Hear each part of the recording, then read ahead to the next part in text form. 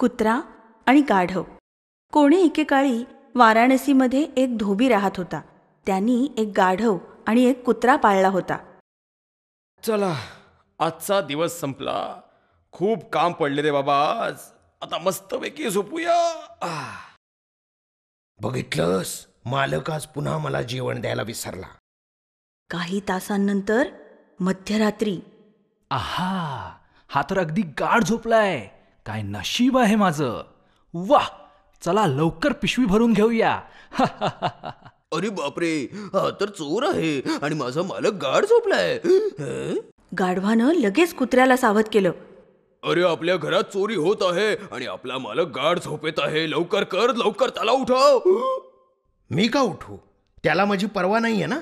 चोरी झाली तर चांगलंच होईल.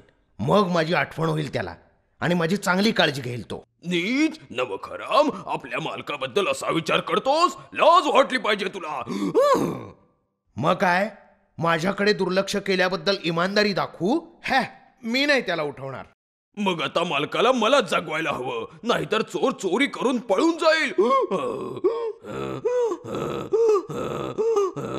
अरे हे मूर्ख गाढव, हे बहुतेक आसपासच्या लोकांना जागा करणार. त्याच्या आधीच इथून पळून जाऊया.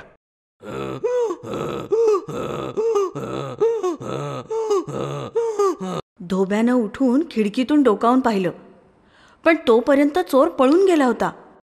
या मूर्ख गाढवाने माझी झोपमोड केली. मूर्ख, वेळी अवेळी ओरडत असतो. चांगली अद्दल घडतो त्याला आता. धोब्यानं एक काठी उचलून गाढवाला चांगलं बदडून काढलं. कुत्र्यानं खेदानं आपली मान हलवली.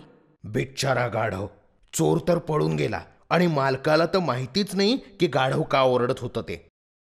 काय जरूरत होती माझं काम करण्याची? बघितलंस, दुसऱ्यांच्या कामात दखल दिल्यानं काय होतं ते. ज्याचं काम त्यानंच करावं.